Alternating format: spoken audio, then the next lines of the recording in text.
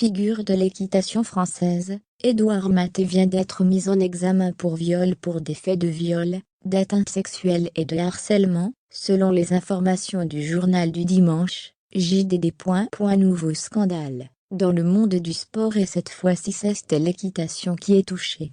Édouard Maté, cavalier très réputé, et l'un des tous meilleurs du saut d'obstacles professionnel en France, a été mis en examen le 14 janvier dernier pour viol, atteinte sexuelle et harcèlement, selon les informations du JDD.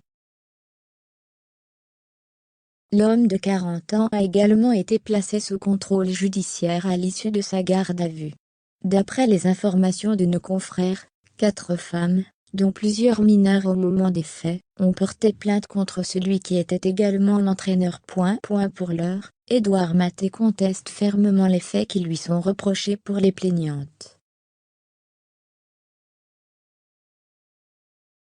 Parmi elles, on retrouve une jeune femme de 17 ans, cavalière et employée par l'accusé, et qui a entretenu une relation amoureuse avec le cavalier de plus de 20 ans, son aîné. Par la suite, les 3 autres femmes, âgées de 23, 27 et 35 ans, ont porté plainte contre lui. Les victimes décrivent tout un scénario plus ou moins similaire, dans leurs histoires. Une relation clandestine de plus de 10 mois avec la jeune fille. Pour ce qui est de la plus jeune des plaignantes, elle a entretenu une relation clandestine de près de 10 mois avec celui qui est également directeur technique de l'écurie Tender Capital Stable. La jeune fille a porté plainte en novembre pour atteinte sexuelle sur mineur de plus 15 ans par personne ayant autorité et harcèlement, d'après son avocate Nathalie Tomasini, dans des propos rapportés par Le Figaro.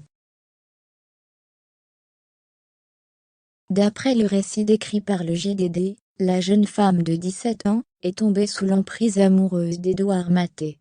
Lorsqu'elle a essayé de le quitter, à 5 reprises, le cavalier lui a fait vivre un calvaire. Lorsqu'elle décide de quitter l'écurie Tender Capital Stable, ce dernier va se mettre à la harceler. Des dizaines d'appels masqués, et de messages via les réseaux sociaux, des heures à la guetter en bas de chez elle. Un chantage au suicide, indique le JDD. De son côté, Édouard Maté nie les faits qui lui sont reprochés. Le mis en cause reconnaît les relations amoureuses, mais conteste l'absence de consentement, a déclaré la procureure de la République de Versailles, Yveline-Marie von Caillebotte.